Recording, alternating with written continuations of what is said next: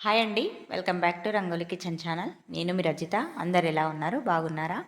ఈరోజు నేను మన కిచెన్లో చెన్నెంగాకు పొడి లేదా పచ్చడి ఏదైనా అనుకోవచ్చు, మన అమ్మమ్మలు నానమ్మలు చేసేవారు.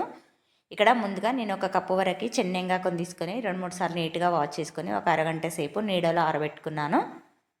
ముందుగా స్టవ్ వెలిగించుకొని ఒక ముకుడు పెట్టుకొని ముకుడు వేడయ్యాక ఒక స్పూన్ మెంతులు, ఒక స్పూన్ ఆవాలు, ఒక స్పూన్ జీలకర్ర, అలాగే ఒక స్పూన్ వరకు ధనియాలు వేసుకొని ఒక 2-3 నిమిషాలు డ్రై రోస్ట్ చేసుకోవాలి.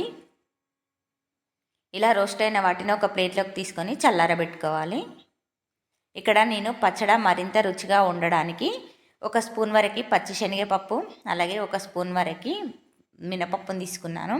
ఇక్కడ నేను పొట్టుతో ఉన్న మినపప్పును తీసుకున్నానండి. ఒకవేళ మీ దగ్గర పొట్టుతో ఉన్న మినపప్పు లేకుంటే గుండు మినపప్పు అయినా తీసుకోవచ్చు.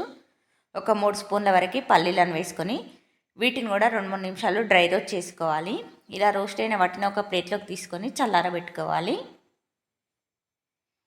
ఇప్పుడు అదే ముకుడులో ఒక 4-5 స్పూన్ల వరకు ఆయిల్ వేసుకొని ఆయిల్ వేడయ్యాక మనం ఎంత కారం తింటావో దాన్ని బట్టి ఎండిన మిర్చిని వేసుకొని ఫ్రై చేసుకోవాలి. ఎండిన మిర్చి త్వరగా మాడిపోతుందండి. ఒక 2 నిమిషాలు కాగానే వాటిని తీసి పక్కకు పెట్టుకోండి.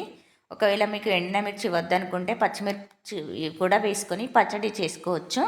ఇప్పుడు వాటిని తీసి పక్కకు పెట్టుకున్నాం కదా. ఇప్పుడు అదే నూనెలో ఒక 10 నిమిషాలు చెన్నెంగాకును వేసి వేయించుకోవాలి. మీరు ఎప్పుడైనా చెన్నెంగాకు పచ్చడి తిన్నారా లేదా అన్నది నా కామెంట్ బాక్స్లో కామెంట్ చేయండి. ఇలా ఒక 5 నిమిషాలు వేగిన తర్వాత ఒక స్పూన్ పసుపు వేసుకొని మరొక 5 నిమిషాలు వేయించుకోవాలి. ఈ చెన్నెంగాకు తినడం వల్ల మనకి అతిమూత్ర వ్యాధితో బాధపడుతున్న వారికి త్వరగా ఉపశమనం లభిస్తుందండి. అలాగే మనకి ఎప్పుడైనా జ్వరం వచ్చి అన్నం తినబుద్ధి కానప్పుడు ఈ పచ్చడి చేసి పెట్టండి, సూపర్గా ఉంటుంది.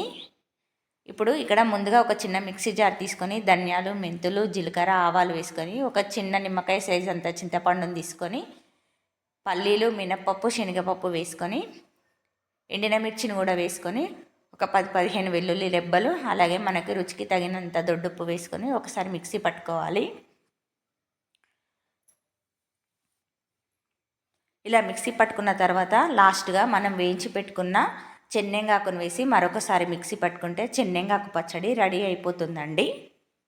ఇది అన్నంలోకి, వేడివేడి అన్నంలోకి నెయ్యి వేసుకొని తింటే సూపర్గా ఉంటుందండి. ఇలాంటి మంచి మంచి వీడియోల కోసం నా ఛానల్ని తప్పకుండా సబ్స్క్రైబ్ చేయండి.